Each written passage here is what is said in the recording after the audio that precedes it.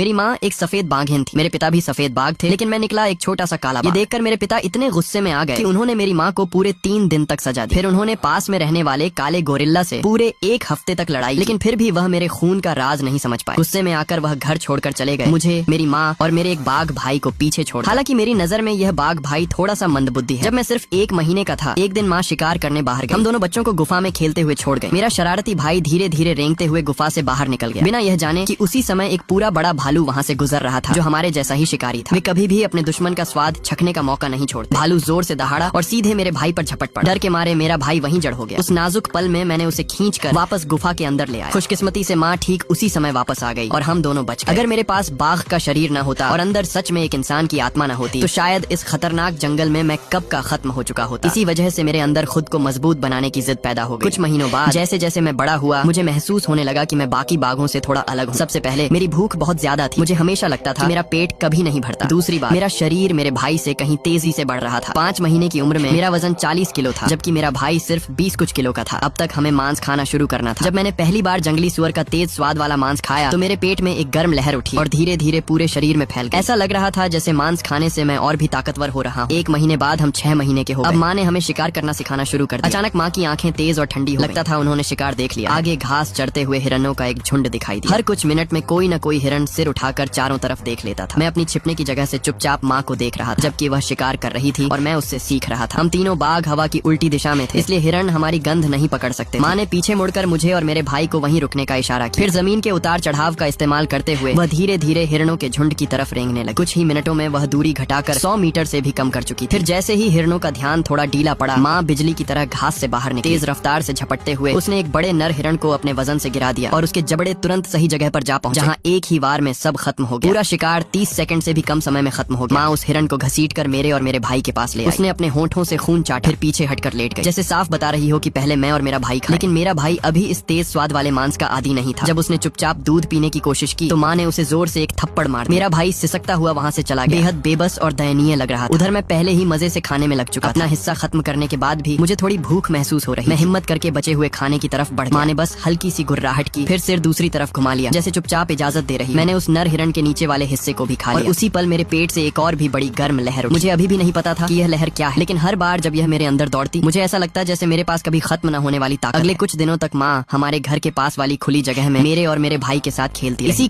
खेल में वह हमें शिकार और आत्मरक्षा की ट्रेनिंग देती रही। दिन यूं ही मजे और सख्ती के बीच गुजरते रहे। तभी एक दिन जब हम तीनों शिकार से लौट रहे थे, अचानक एक गहरी और डरावनी दहाड़ सुनाई। जंगल में गूंज रही थी एक अजनबी नर बाघ की आवाज। माँ तुरंत सतर्क हो गई।